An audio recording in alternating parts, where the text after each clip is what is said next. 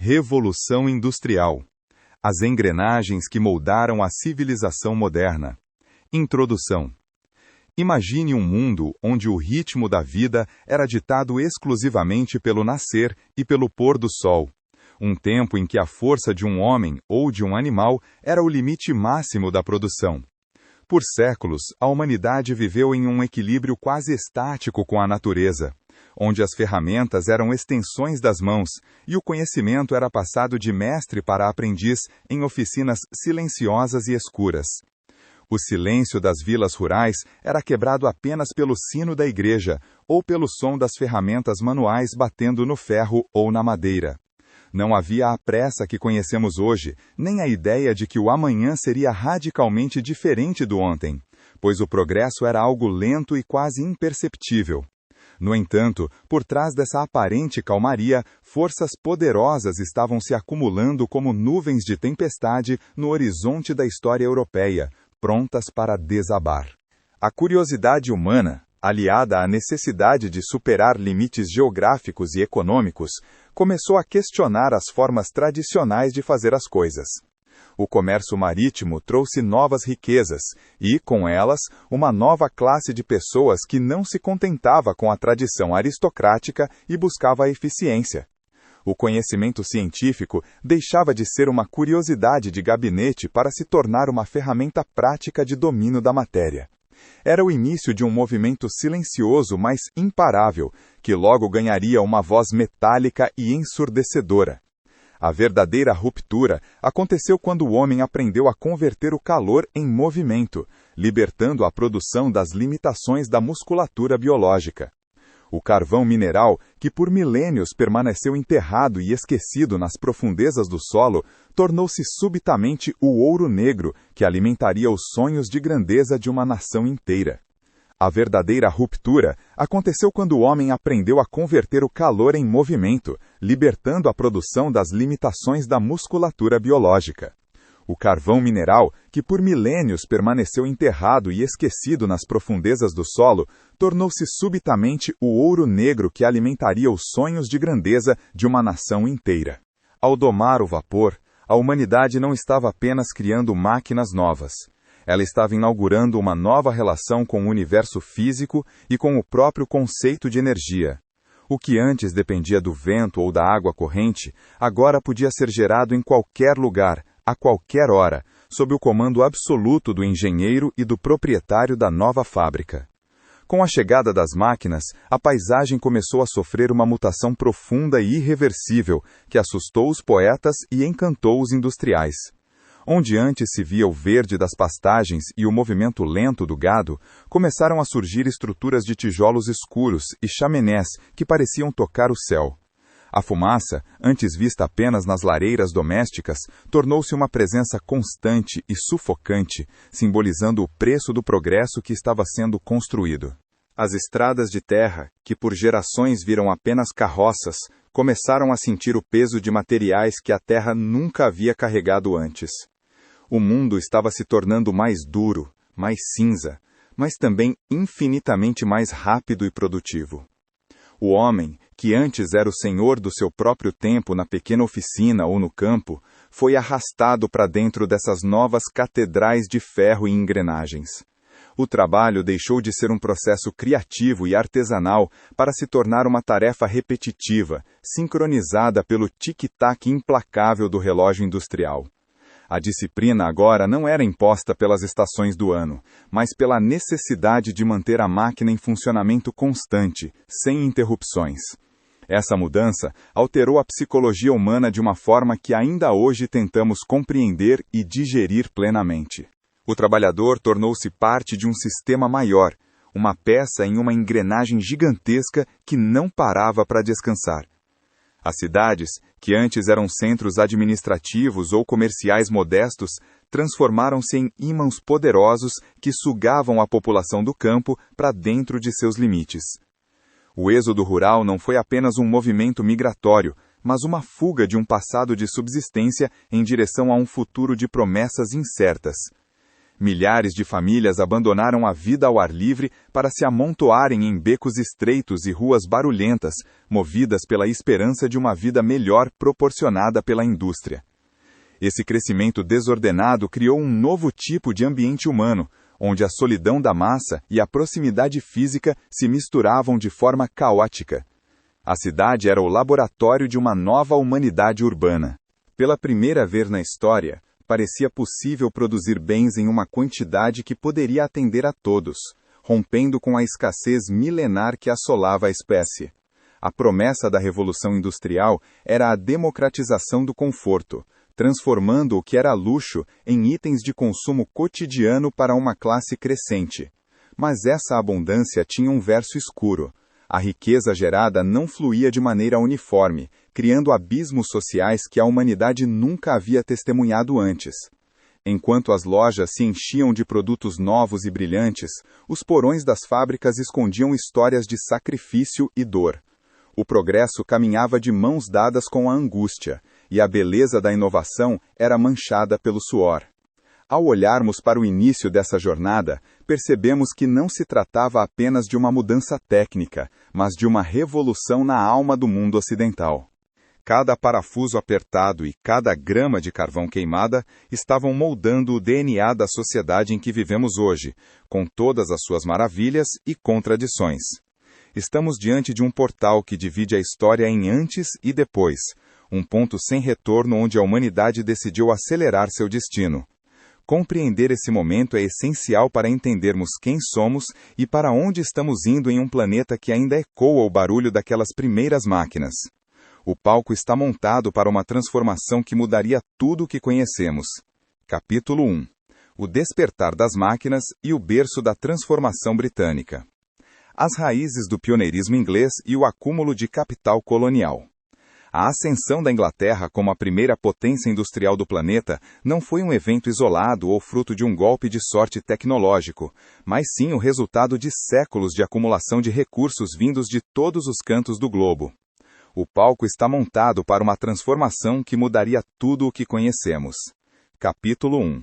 O despertar das máquinas e o berço da transformação britânica, as raízes do pioneirismo inglês e o acúmulo de capital colonial. A ascensão da Inglaterra como a primeira potência industrial do planeta não foi um evento isolado ou fruto de um golpe de sorte tecnológico, mas sim o resultado de séculos de acumulação de recursos vindos de todos os cantos do globo. O palco está montado para uma transformação que mudaria tudo o que conhecemos. Capítulo 1. O despertar das máquinas e o berço da transformação britânica. As raízes do pioneirismo inglês e o acúmulo de capital colonial. A ascensão da Inglaterra como a primeira potência industrial do planeta não foi um evento isolado ou fruto de um golpe de sorte tecnológico, mas sim o resultado de séculos de acumulação de recursos vindos de todos os cantos do globo.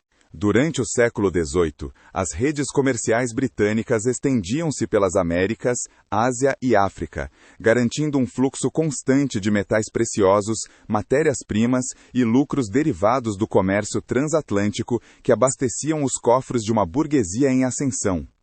Esse capital excedente não ficou parado em cofres empoeirados, sendo rapidamente reinvestido em infraestrutura, portos e experimentos que buscavam aumentar a escala da produção interna.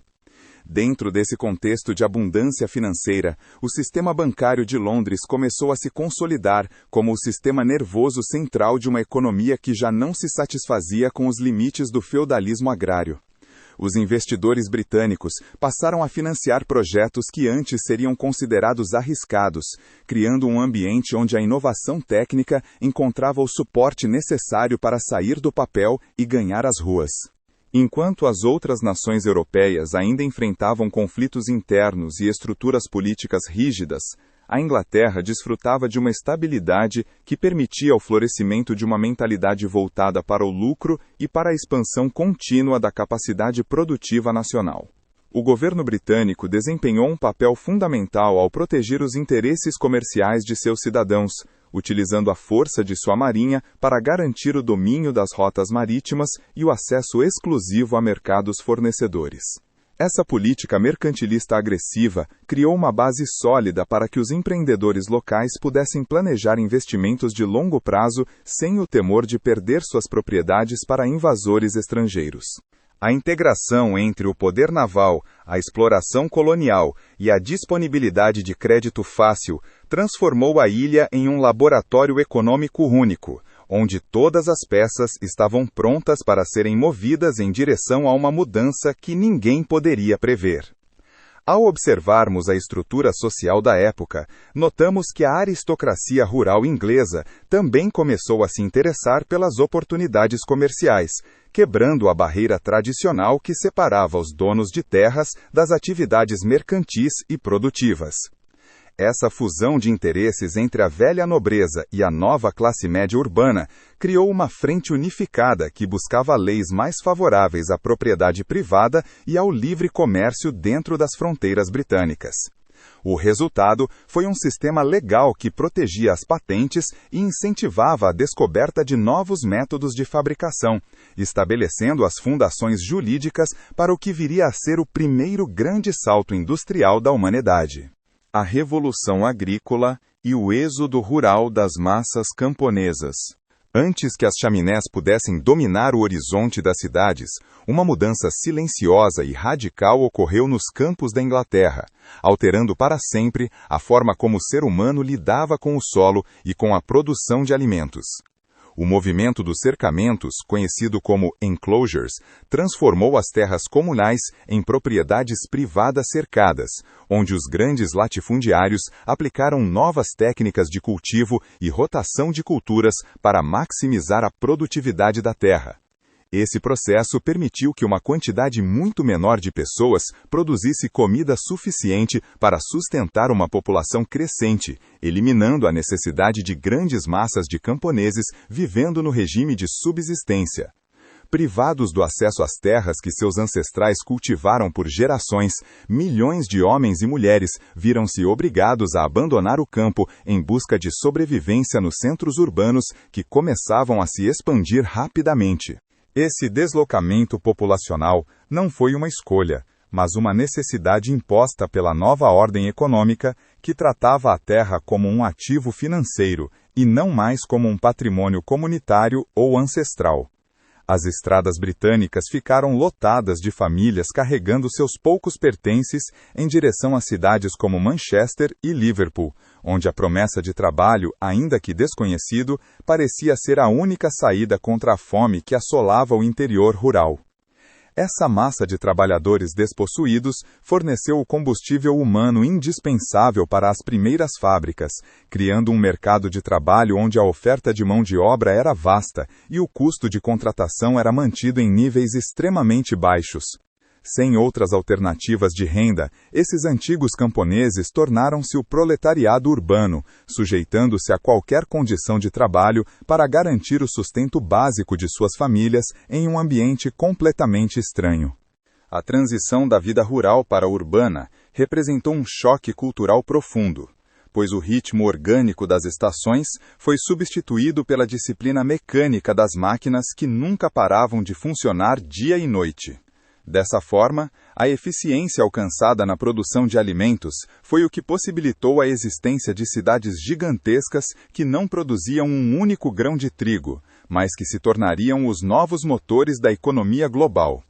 O excedente agrícola alimentava os operários, enquanto o excedente de pessoas do campo garantia que as indústrias sempre tivessem braços disponíveis para operar as novas ferramentas que estavam sendo inventadas.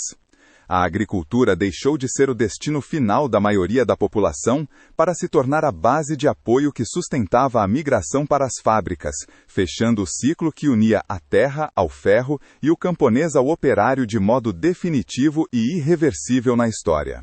O carvão e o ferro como os pilares da nova energia mecânica. A grande barreira para o crescimento da produção sempre foi a disponibilidade limitada de energia, já que a madeira estava se tornando escassa e a força das águas dependia da geografia específica de cada região produtora. A solução para esse impasse estava escondida sob os pés dos britânicos, em vastas jazidas de carvão mineral que continham uma densidade energética muito superior a qualquer combustível vegetal utilizado anteriormente pela humanidade. O domínio da extração de carvão em larga escala permitiu que a Inglaterra superasse a crise energética do século XVIII, fornecendo o calor necessário para movimentar as máquinas e derreter os metais que seriam usados na construção de novos equipamentos. Junto com o carvão, a indústria do ferro experimentou um salto tecnológico sem precedentes através do uso do coque, um subproduto do carvão que permitia a fundição de metais em temperaturas muito mais elevadas e em quantidades maiores. O ferro tornou-se o material de construção por excelência da nova era, substituindo a madeira em pontes, trilhos, máquinas e até na estrutura das próprias fábricas que começavam a surgir em todas as partes. Essa combinação entre um combustível fóssil abundante e um material de construção resistente criou uma sinergia que acelerou o ritmo das invenções e permitiu a criação de estruturas que antes eram consideradas impossíveis de serem realizadas. As minas de carvão tornaram-se o centro nevrálgico da economia, exigindo inovações constantes para retirar a água que inundava os túneis profundos e para transportar o minério pesado até a superfície de maneira eficiente. Foi justamente essa necessidade prática de drenar as minas que impulsionou o desenvolvimento dos primeiros motores térmicos, que mais tarde seriam aperfeiçoados para movimentar teares e outras máquinas industriais complexas.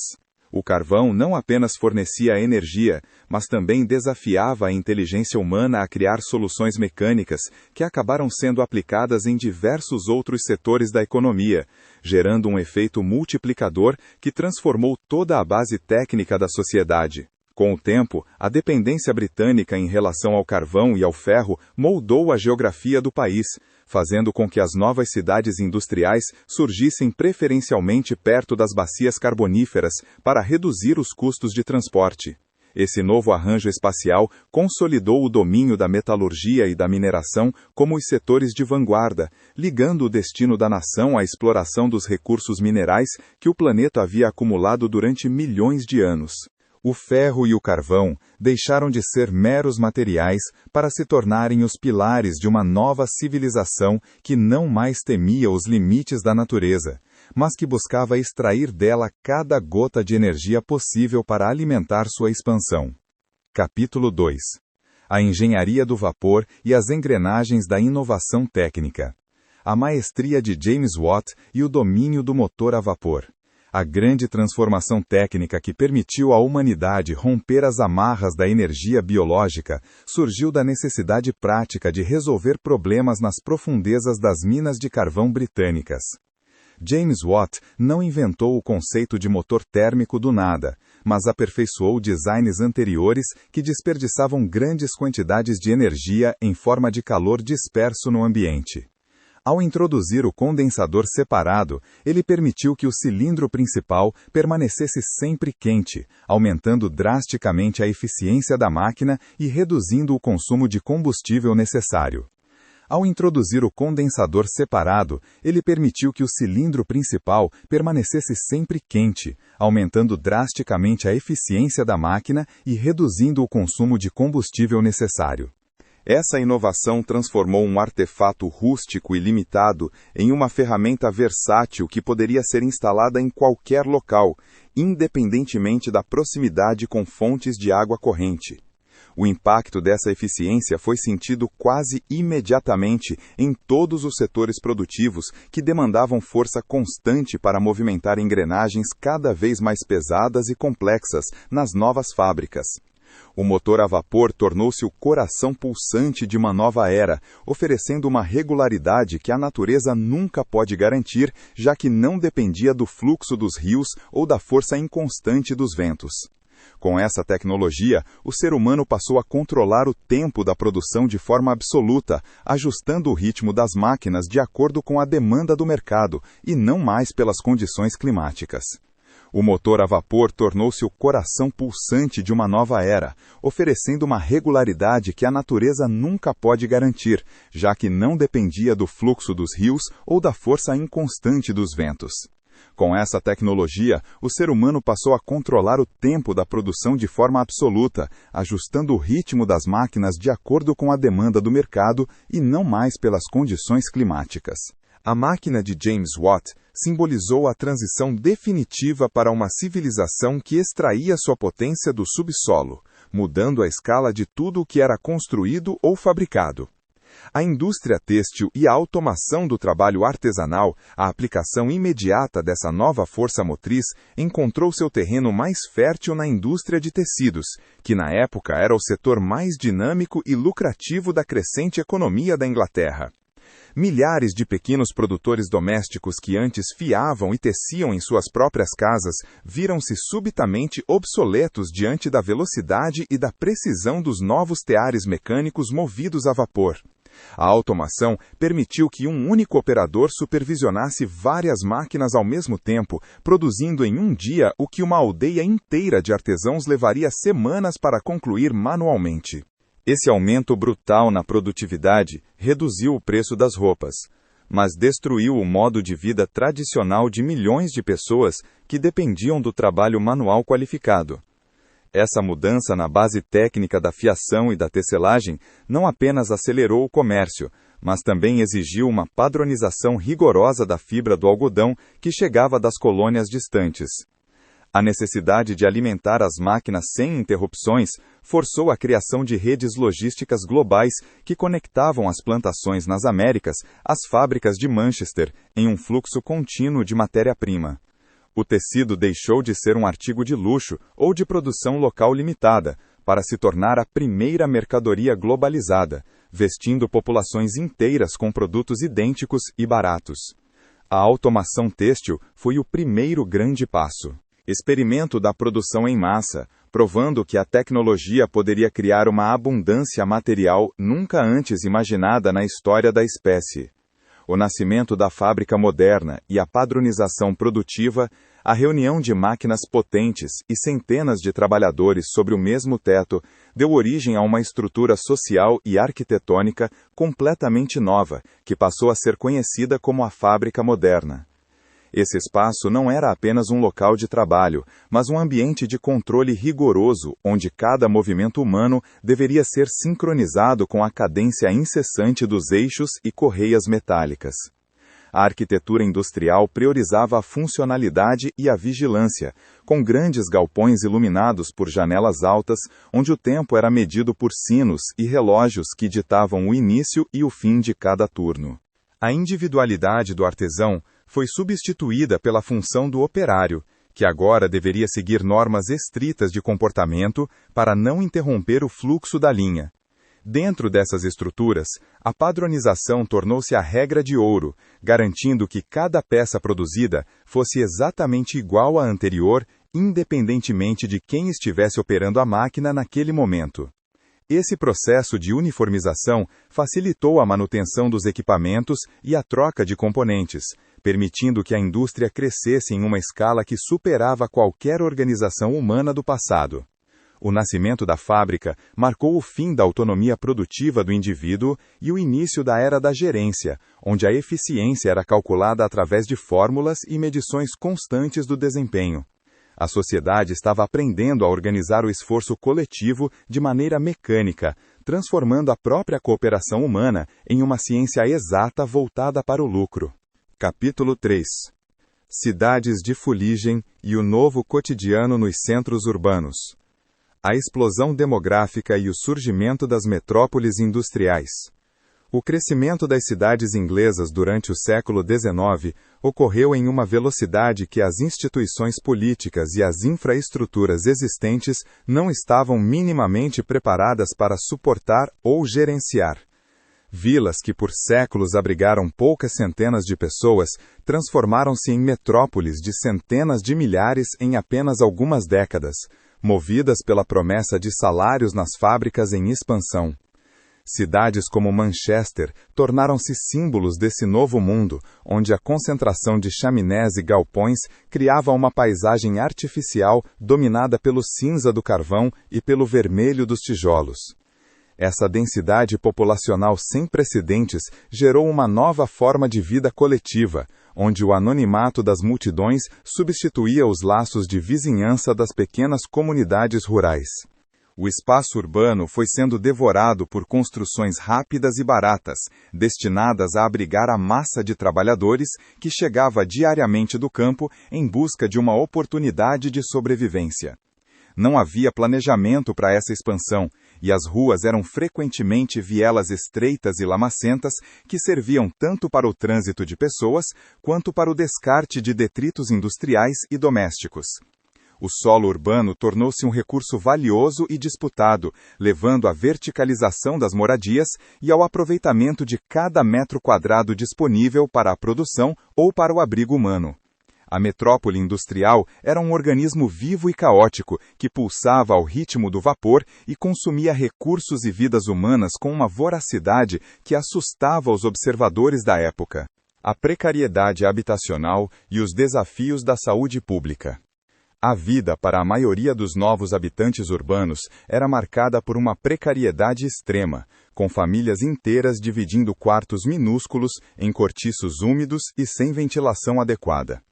A falta de sistemas de esgoto e de água potável transformou os bairros operários em focos constantes de doenças epidêmicas, como o cólera e o tifo, que ignoravam as fronteiras sociais e geográficas. O ar das cidades era permanentemente carregado de fuligem, cobrindo tudo com uma camada de poeira escura, que afetava a saúde respiratória de crianças e adultos de maneira crônica e dolorosa. A ausência de luz solar direta nas ruas estreitas e a poluição dos rios locais tornavam o ambiente urbano um lugar hostil à vida humana, apesar de toda a riqueza que ali era produzida diariamente. Diante desse cenário de degradação, as autoridades públicas começaram a perceber que a saúde da população era um fator essencial para manter a produtividade das fábricas e a ordem social básica. Os primeiros relatórios sanitários revelaram a correlação direta entre as condições de moradia e a mortalidade infantil, forçando governos a pensar em intervenções urbanas que garantissem o mínimo de higiene. Esse foi o início das grandes obras de engenharia civil urbana, como os sistemas de drenagem e o fornecimento de água encanada, que buscavam domesticar o caos das metrópoles em crescimento.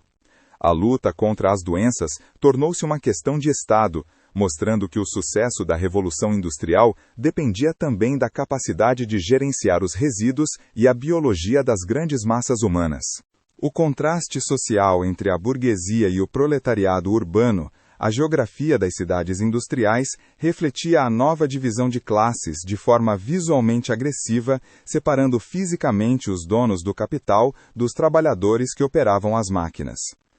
Enquanto os operários viviam na penumbra dos bairros insalubres próximos às fábricas, a burguesia industrial construía vilas luxuosas em áreas mais altas e afastadas, onde o ar era mais puro e o barulho era menor.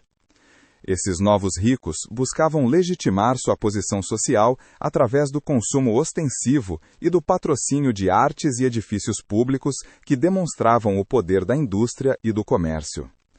O contraste era evidente nas vestimentas, na alimentação e até na linguagem, criando dois mundos distintos que se encontravam apenas no ambiente de trabalho sob uma relação de comando.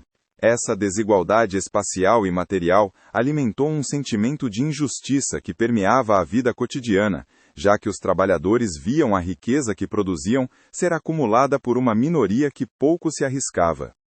A vida social da burguesia era pautada por etiquetas rígidas e clubes exclusivos, enquanto a diversão do proletariado resumia-se aos tabernas e espaços precários que ofereciam um alívio temporário à exaustão. O distanciamento entre as classes não era apenas econômico, mas cultural, pois as oportunidades de educação e lazer eram distribuídas de forma profundamente assimétrica. As cidades tornaram-se palcos de uma tensão latente, onde a convivência forçada entre a opulência e a miséria criava o combustível para os futuros conflitos sociais que marcariam o século XIX de forma indelével. Capítulo 4. O suor das fábricas e a luta por direitos fundamentais. A exploração do trabalho infantil e as jornadas exaustivas. A lógica da produção industrial inicial era implacável e buscava reduzir os custos ao máximo para garantir a competitividade no mercado global, o que levou ao uso massivo de mão de obra infantil. Crianças, muitas vezes com menos de 10 anos de idade, eram enviadas para as minas e fábricas têxteis porque seus corpos pequenos podiam acessar espaços estreitos e seus salários eram irrisórios.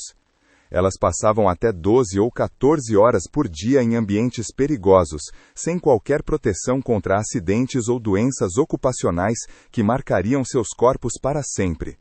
A infância foi sacrificada no altar da eficiência mecânica, privando gerações de educação básica e de um desenvolvimento físico e emocional saudável em prol do lucro das grandes companhias industriais daquela época. As jornadas de trabalho para os adultos não eram menos brutais, estendendo-se por períodos que hoje seriam considerados impossíveis de serem suportados sem causar o colapso físico imediato. Não havia feriados, férias ou descansos semanais garantidos, e qualquer atraso ou falha no desempenho era punido com multas pesadas ou demissão sumária sem qualquer tipo de compensação. O ambiente de trabalho era barulhento, quente e saturado de partículas que danificavam os pulmões dos operários, que envelheciam precocemente sob o peso da rotina incessante das máquinas. O ser humano era visto como uma peça intercambiável do sistema produtivo, cuja única função era manter o fluxo de mercadoria sem interrupções, ignorando-se completamente suas necessidades básicas de repouso e dignidade. O movimento ludista e a revolta contra a substituição mecânica.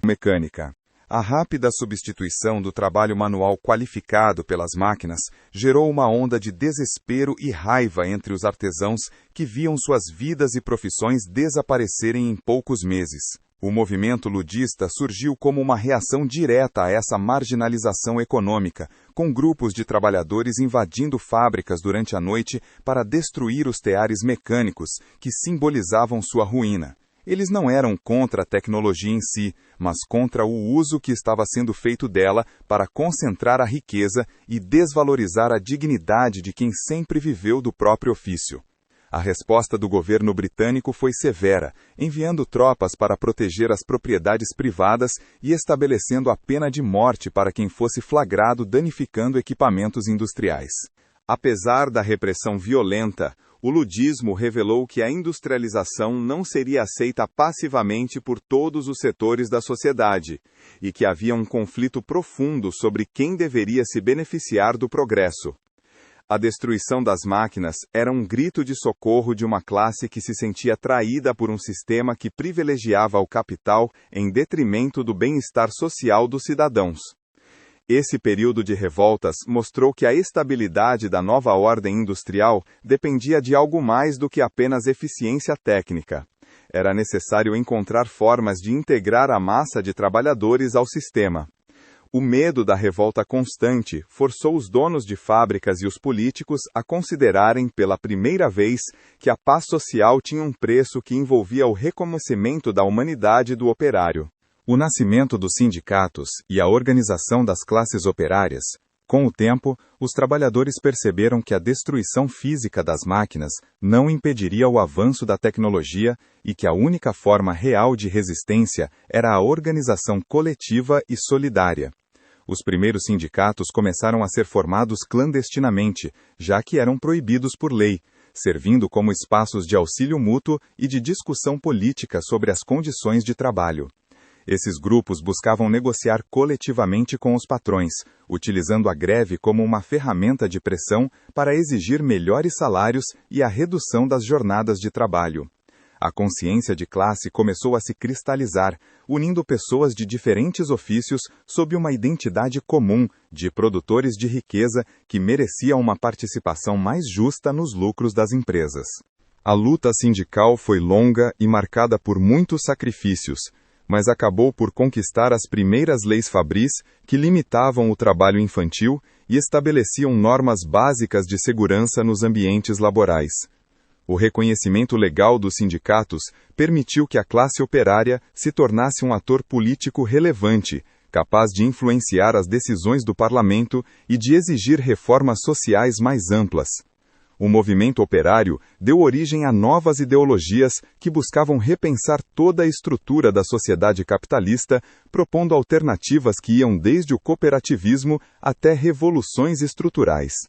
A organização dos trabalhadores provou ser a engrenagem humana que faltava para equilibrar o poder absoluto do capital, moldando as democracias modernas através de décadas de pressão e negociação. Capítulo 5. A velocidade do progresso cruzando trilhos e oceanos profundos, a era das ferrovias e a integração dos mercados nacionais. A necessidade de transportar grandes quantidades de carvão e ferro das minas para as cidades industriais estimulou a criação de uma das tecnologias mais icônicas da história, a locomotiva a vapor. As ferrovias transformaram a geografia econômica das nações, conectando regiões isoladas e permitindo o transporte rápido de matérias-primas e produtos acabados por distâncias que antes levariam dias ou semanas. Onde o trilho chegava, a economia local era imediatamente integrada ao mercado nacional, rompendo o isolamento das comunidades rurais e trazendo a modernidade para o interior do continente. O investimento em ferrovias tornou-se um dos negócios mais rentáveis e ambiciosos do século XIX, atraindo capital de investidores que viam no trem o símbolo máximo do progresso. A construção das linhas férreas exigiu um esforço de engenharia sem precedentes, com a perfuração de túneis em montanhas e a construção de pontes metálicas que desafiavam os limites dos materiais disponíveis na época. Esse processo também unificou o tempo dentro dos países, já que a pontualidade dos trens exigia que todas as cidades adotassem um horário padrão, acabando com as variações locais baseadas no sol. Viajar tornou-se uma experiência acessível a um número cada vez maior de pessoas, alterando a percepção humana sobre o espaço e a velocidade da própria vida cotidiana. A ferrovia foi o sistema nervoso do desenvolvimento industrial, garantindo que o fluxo de mercadorias e de pessoas nunca cessasse, acelerando o ritmo da história em uma cadência metálica e constante. A navegação a vapor e o encurtamento das distâncias globais. O domínio do vapor não ficou restrito à terra firme, e logo avançou sobre os oceanos, transformando os antigos veleiros dependentes dos ventos em navios potentes e confiáveis que seguiam cronogramas rígidos. A navegação a vapor permitiu que o comércio internacional ganhasse uma escala global, facilitando a troca de produtos entre continentes distantes, com uma eficiência que as caravelas nunca puderam oferecer. As rotas marítimas tornaram-se as artérias do império econômico, por onde circulavam o algodão americano, o chá asiático e os manufaturados europeus, em um ciclo constante de oferta e procura. O oceano, que antes era uma barreira perigosa e incerta, tornou-se uma estrada líquida, por onde a globalização industrial começou a se consolidar de forma definitiva. A introdução de navios de ferro movidos por hélices aumentou a capacidade de carga e a segurança das viagens transoceânicas, permitindo migrações em massa de milhões de pessoas que buscavam novas oportunidades em outros países. Esse movimento populacional global foi essencial para o desenvolvimento das Américas e para a expansão do modelo industrial por todo o hemisfério ocidental e outras colônias europeias. Os portos tornaram-se cidades cosmopolitas e frenéticas, onde a tecnologia naval servia como o elo de ligação entre diferentes culturas e economias em transformação acelerada.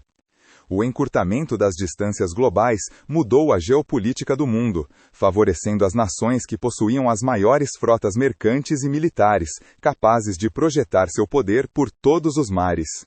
A expansão do telégrafo e a comunicação em tempo real, enquanto os trilhos e os navios moviam a matéria física, uma rede invisível de fios de cobre começou a transportar a informação na velocidade da eletricidade, mudando para sempre a gestão dos negócios e da política.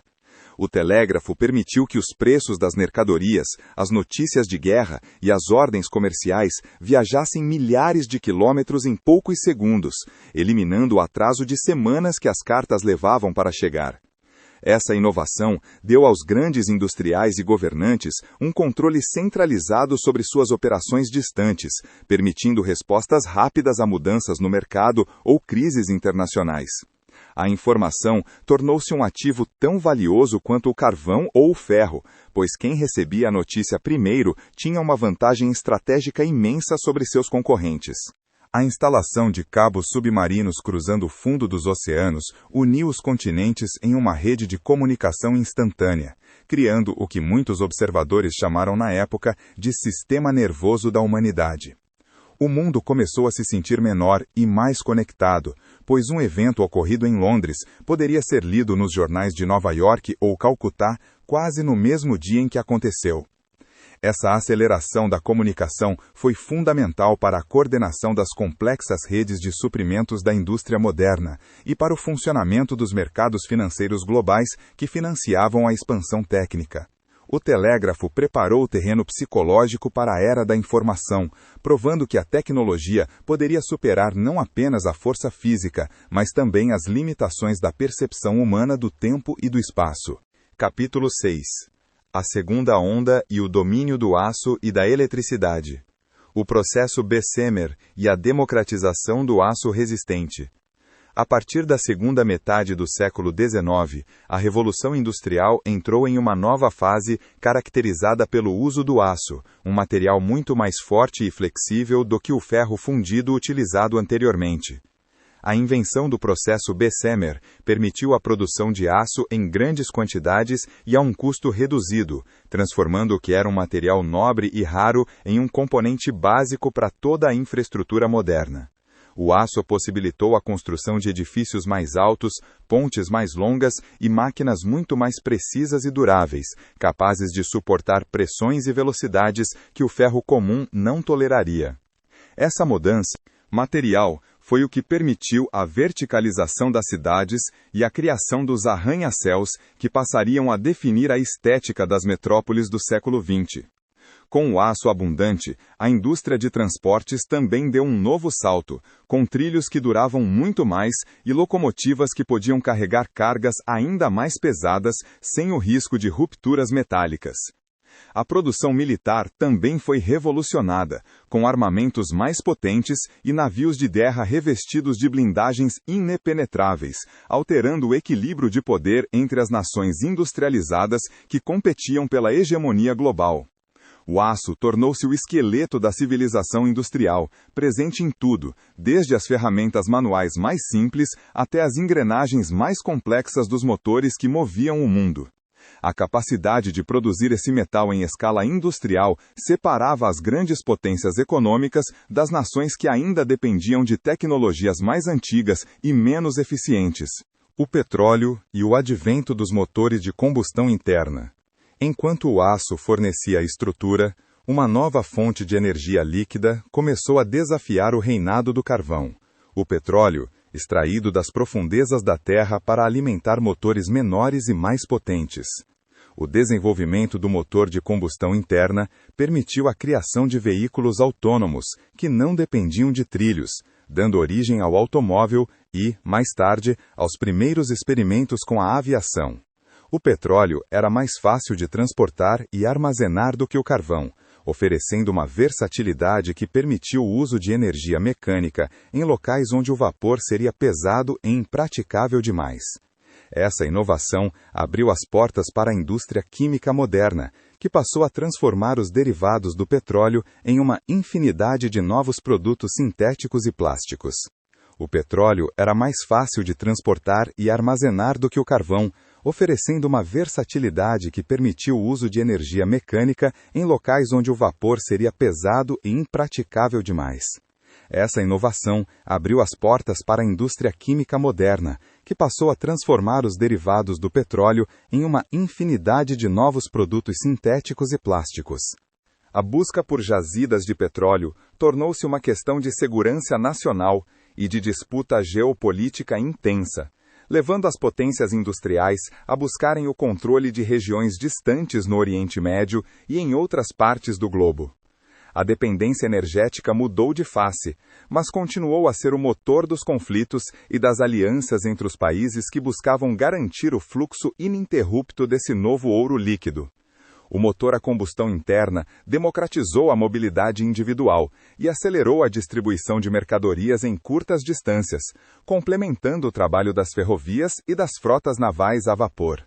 O mundo estava entrando na era da velocidade e da flexibilidade energética, onde o movimento era gerado pela queima de hidrocarbonetos, que pareciam inesgotáveis diante da demanda crescente. O motor a combustão interna democratizou a mobilidade individual e acelerou a distribuição de mercadorias em curtas distâncias, complementando o trabalho das ferrovias e das frotas navais a vapor. O mundo estava entrando na era da velocidade e da flexibilidade energética, onde o movimento era gerado pela queima de hidrocarbonetos que pareciam inesgotáveis diante da demanda crescente. A lâmpada elétrica e a transformação da vida cotidiana. A introdução da eletricidade como fonte de luz e força motriz representou talvez a mudança mais profunda no cotidiano das pessoas, pois permitiu o controle total sobre a iluminação dos ambientes internos e externos. Thomas Edison e outros inventores transformaram a eletricidade de uma curiosidade de laboratório em uma utilidade pública distribuída por fios que chegavam às casas e às fábricas de maneira invisível. A lâmpada elétrica substituiu as lamparinas a gás e de óleo, que eram perigosas e poluentes, permitindo que a vida noturna se tornasse tão produtiva e segura quanto o dia.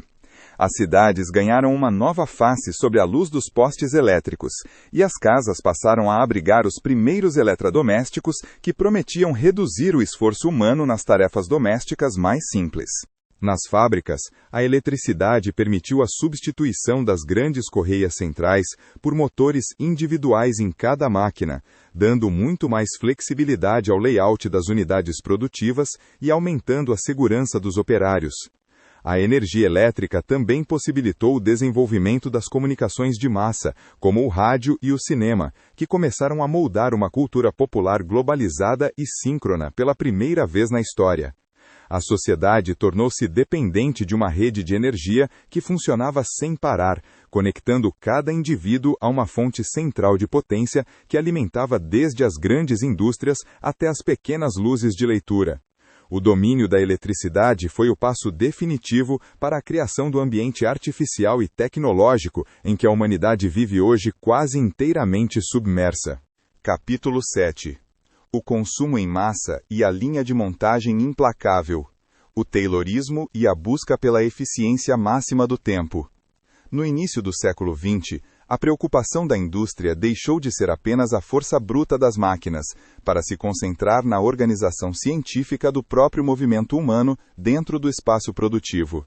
Frederick Taylor propôs um sistema onde cada tarefa deveria ser dividida em movimentos mínimos e cronometrados, eliminando qualquer esforço desnecessário e transformando o operário em um autômato de alta precisão.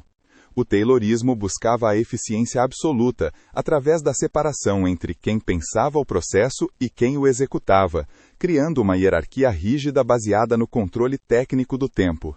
Cada segundo da jornada de trabalho passou a ser medido por engenheiros que buscavam extrair a máxima produtividade possível de cada corpo presente no chão de fábrica em todas as horas. Essa racionalização do trabalho aumentou a produção de maneira fabulosa, mas também intensificou o desgaste físico e mental dos trabalhadores, que agora eram cobrados por metas de desempenho cada vez mais rigorosas e desumanas. O trabalhador perdeu a visão do conjunto da obra, especializando-se em apertar um único parafuso ou mover uma única alavanca milhares de vezes por dia sem compreender o produto final. A ciência da administração tornou-se a ferramenta central para o controle do capital sobre o trabalho, transformando a fábrica em um grande mecanismo onde as peças humanas eram tão monitoradas quanto as metálicas. O tempo deixou de ser um fluxo natural para se tornar um recurso econômico precioso, que não podia ser desperdiçado sob nenhuma hipótese pela gerência. O Fordismo e a produção em série para o mercado popular. Henry Ford pegou os princípios da organização científica e os aplicou na criação da primeira linha de montagem móvel, onde o produto se deslocava em uma esteira enquanto os operários permaneciam parados em suas estações. Esse método reduziu drasticamente o tempo de montagem de um automóvel, permitindo que o famoso modelo T fosse produzido em escalas tão grandes que seu preço caiu ao alcance de uma parcela muito maior da população. O Fordismo não era apenas um método de fabricação, mas um modelo econômico que pagava salários um pouco mais altos para que os próprios trabalhadores pudessem comprar os produtos que ajudavam a construir diariamente. Essa estratégia criou um mercado interno robusto e deu início à era do consumo em massa, onde a produção industrial dependia da demanda de milhões. A linha de montagem tornou-se o símbolo máximo da segunda revolução industrial, sendo copiada por fabricantes de eletrodomésticos, alimentos e vestuário em todo o mundo desenvolvido. A padronização levada ao extremo garantia que qualquer peça de reposição servisse em qualquer produto, facilitando a manutenção e incentivando a substituição rápida dos bens de consumo. O Fordismo moldou a paisagem das cidades, incentivando a suburbanização e a dependência do automóvel, já que a produção em massa exigia uma sociedade organizada para o consumo constante e veloz. O sucesso desse modelo consolidou a hegemonia dos Estados Unidos como a nova liderança industrial do planeta, baseada na capacidade infinita de fabricar e vender mercadorias idênticas para uma massa global de consumidores famintos.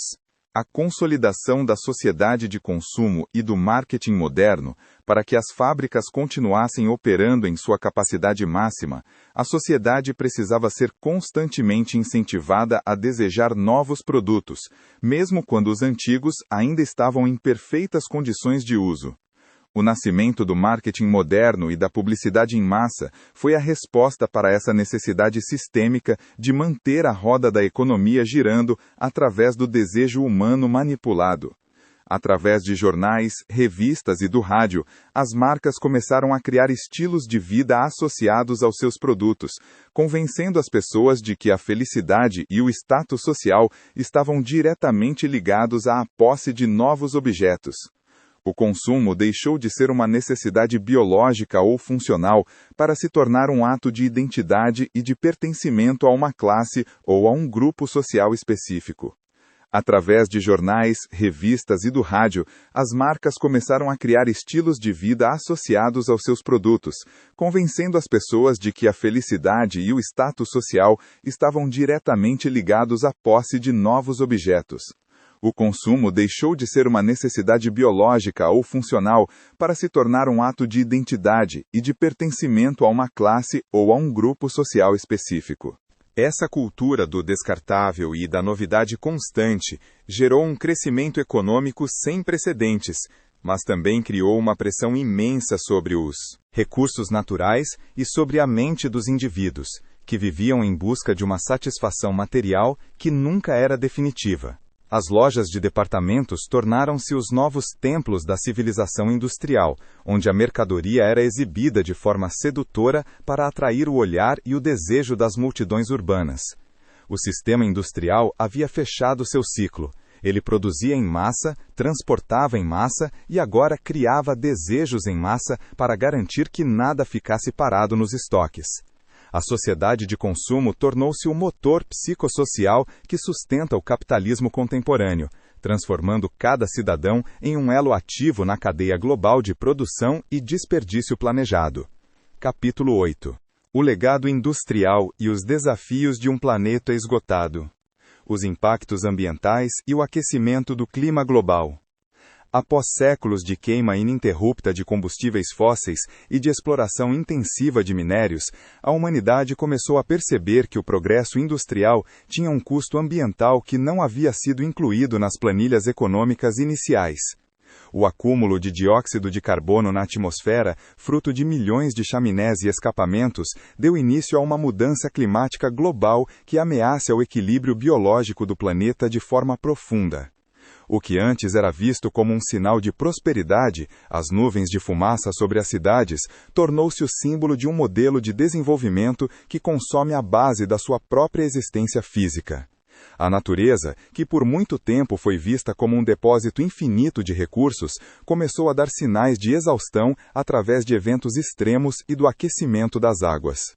A poluição dos solos e dos oceanos por resíduos químicos e plásticos é outra herança duradoura de uma civilização que aprendeu a fabricar em massa, mas nunca se preocupou com o destino final de tudo o que era descartado.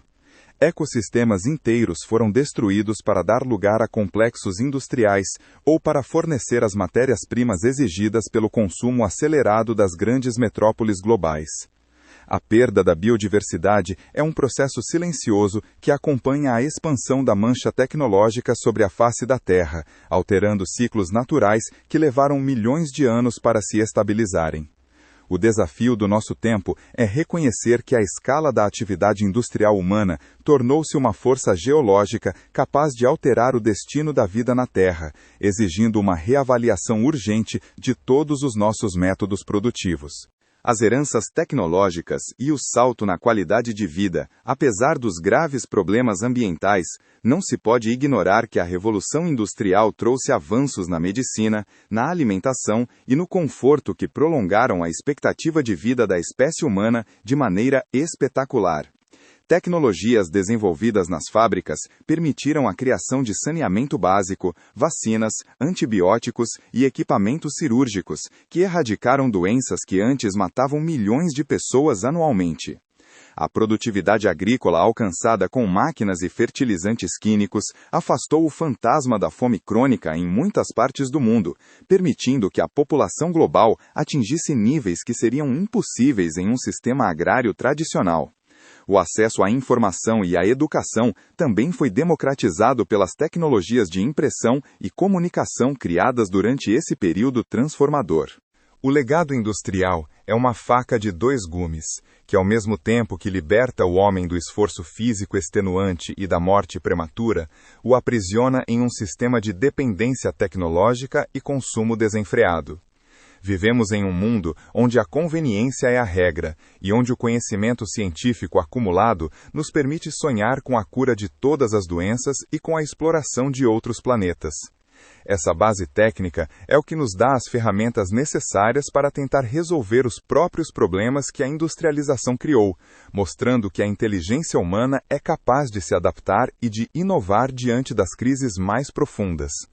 A herança da indústria é a crença de que podemos moldar a realidade de acordo com nossos desejos, uma crença que agora deve ser temperada com a sabedoria do limite e da preservação.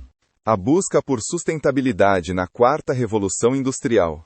Entramos agora em uma nova fase, muitas vezes chamada de quarta revolução industrial, onde a inteligência artificial, a biotecnologia e as energias renováveis buscam criar um novo modelo de produção que seja compatível com a sobrevivência do planeta.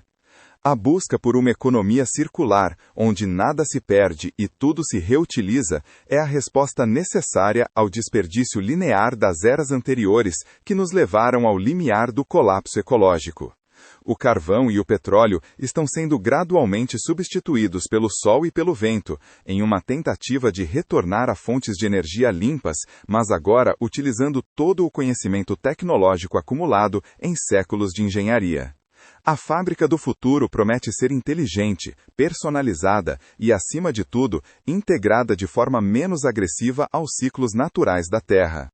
A transição para essa nova era exige uma mudança de mentalidade tão profunda quanto a que ocorreu no século XVIII, colocando o bem-estar coletivo e a saúde do ecossistema acima do lucro imediato e do crescimento infinito. A sustentabilidade não é apenas um conceito ético, mas uma necessidade física para que a civilização técnica continue a existir e a prosperar em um mundo de recursos finitos e frágeis. O ser humano está aprendendo que ser o senhor da natureza não significa esgotá-la, mas sim compreendê-la profundamente para conviver com ela de maneira harmônica e duradoura através da ciência. O capítulo final da nossa história industrial ainda está sendo escrito, e o seu desfecho dependerá da nossa capacidade de usar a mesma criatividade que inventou a máquina a vapor para agora inventar um mundo que possa respirar novamente.